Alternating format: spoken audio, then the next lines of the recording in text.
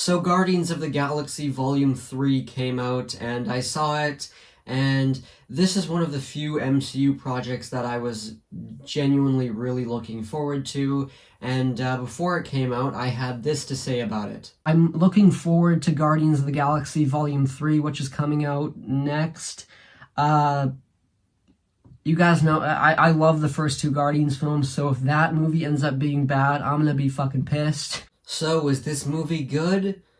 Fuck yeah! This movie was incredible! Guardians of the Galaxy Volume 3 was amazing, and it finally gave us, I think, what the majority of MCU fans have been wanting for a long time, for Marvel to do different things. It gives us a different tone and gives us, you know, a different feel than some of the more recent MCU movies have been giving us. You know, Marvel as of late has been giving us nothing but, you know, the same old goofy shtick of like, hee goofy Ant-Man, haha, goofy Thor. You know, it's not like that. Guardians of the Galaxy Volume 3 gives us a dark tone and gives us a emotional send-off for the Guardians of the Galaxy. So in this film, the Guardians are trying to protect Rocket from the High Evolutionary, who are trying to locate him in this film. And they have a secret weapon at their disposal in the form of Adam Warlock. First off, I want to say that this movie has a perfect balance between serious moments and comedic moments.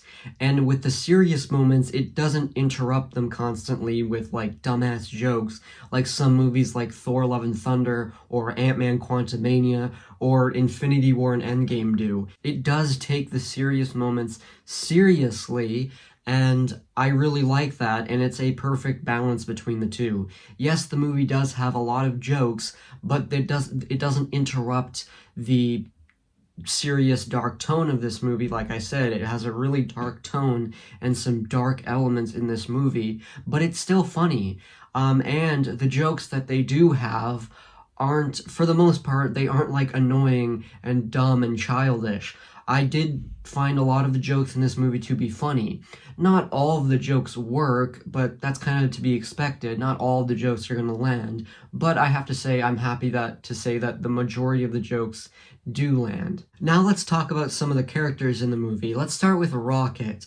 The movie is heavily focused on Rocket. If you've seen the marketing, it's very much focused on Rocket. You get to see a lot of Rocket's backstory and his creation by the High Evolutionary, and those scenes are really well done, and it's got some really emotional moments, and his whole arc in this movie is done really well. And some of the scenes with Rocket's backstory are really hard to watch, actually.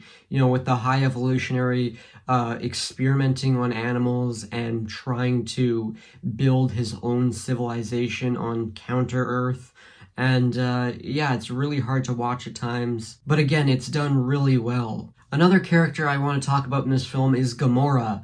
Now, this was probably my biggest worry going into the film because, you know, Gamora died in Infinity War, and the past Gamora came back in Endgame, and, you know, when I saw Gamora in the trailers, I was actually starting to get a little bit worried. I was like, ooh, I don't know about this. Like, I was very worried that they were going to try to, like, force the relationship of Peter and Gamora back together. You know, like, I thought they were gonna, like, slowly start to fall in love again, and I felt like that would have been just really dumb and forced, and I'm happy to say that that does not happen in this movie, and it's really sad at points because, you know, Peter is still, you know, heartbroken over the loss of his Gamora, and the way he talks to this version of Gamora is really quite sad because, you know, he's like,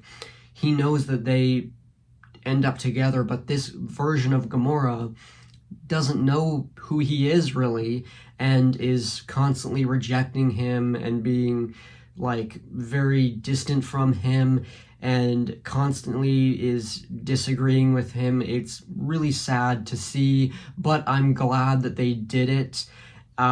This version of Gamora is the leader of the Ravagers, and I loved it. I loved what they did with Gamora in this film. Also, one character that I really liked in this film was Mantis.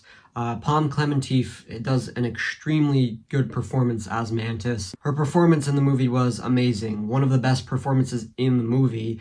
And I especially loved the scene where Nebula is criticizing Drax for something, and Mantis steps in and defends Drax, and I thought her performance in that scene was really amazing, and I think she deserves more credit for that. And speaking of Drax, again, he's hilarious in this movie, just as he is in all the Guardians movies. He is the highlight of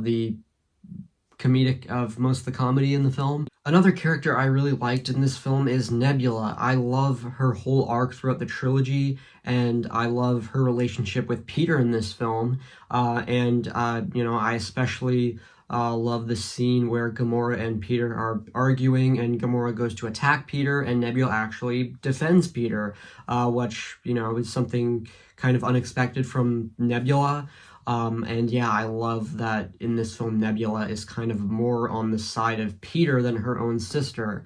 That's kind of crazy, but I liked it. Alright, so now I'm going to get into spoilers, so spoiler alert. Like I said, the movie is very emotional. It's probably the saddest MCU movie in my opinion. No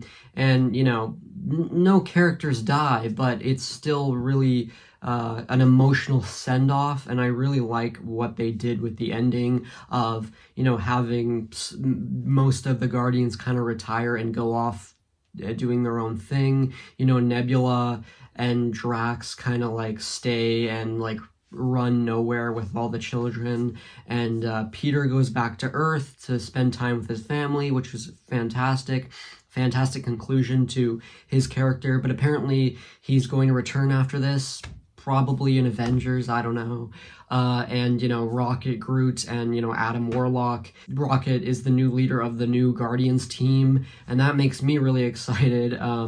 Is there gonna be like a new trilogy with like a new team?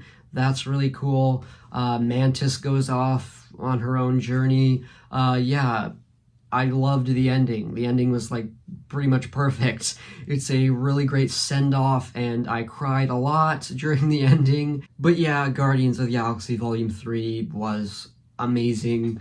One of the best MCU movies. Is it better than like the first two movies?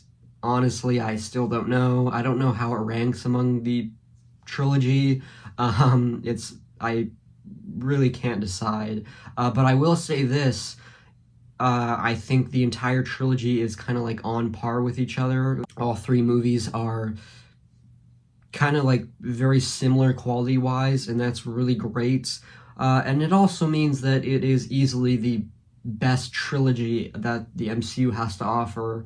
That's not really saying much, but, it is the best trilogy, and I think that Guardians 3 is better than the majority of the MCU movies, with the exceptions of the first two.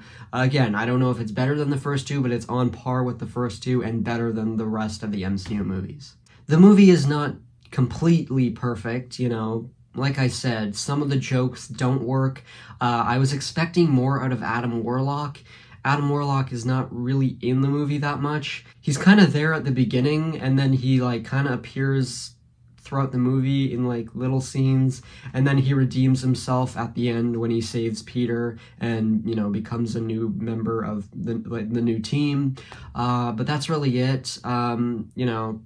I didn't hate Adam Warlock in this movie. I just was kind of expecting more from him.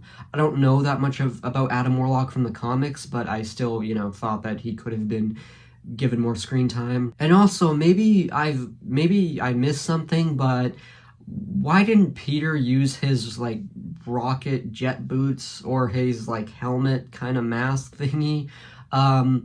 He didn't use them once in this movie, and he just doesn't even, I guess he doesn't have them in this movie. Why? I don't know. Maybe I missed something, maybe I'm forgetting something, but I don't understand why he didn't use them in this movie. They don't even mention it.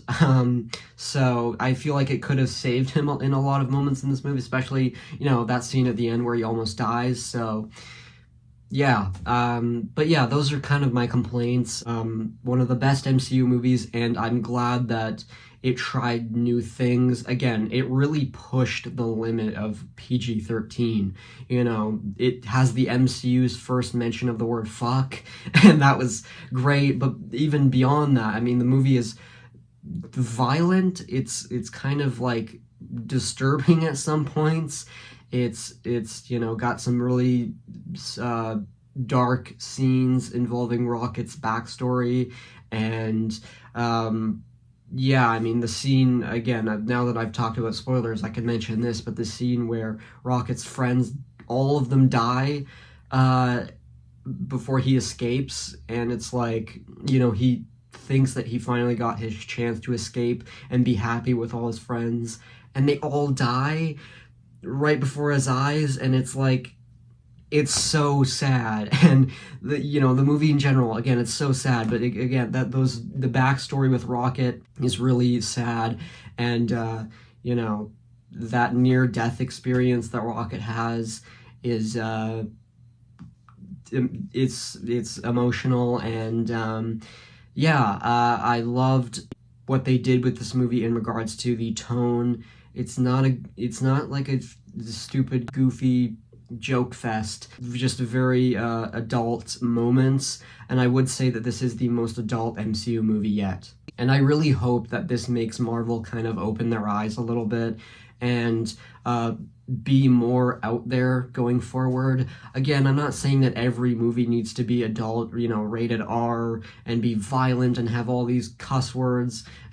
You know, I don't think that every movie needs to be like that, but I wish more movies were like that. You know, this is the reason why I like Doctor Strange in the Multiverse of Madness more than most people did.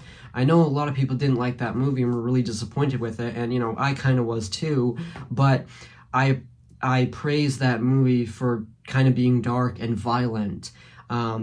And it's something that we had never really seen before in the MCU, and I loved it. And Guardians 3, again, it's one of those movies that does something different than what most of the MCU movies do, and I really wish that that would happen more often. So I'm probably gonna need to like watch it maybe couple more times to see where it ranks amongst the trilogy. But yeah, I loved it, and it's honestly one of the best conclusions to any trilogy I've ever seen. I'm gonna give Guardians of the Galaxy Volume 3 a 9.5 out of 10. So yeah, the movie was great, as I've said like 50 times already. This honestly gives me a lot more hope for the future of the MCU in regards to tone and just overall quality, and that, you know, makes me happy. So I hope you guys enjoyed this video, and I will see you guys in the next video. Have a good night.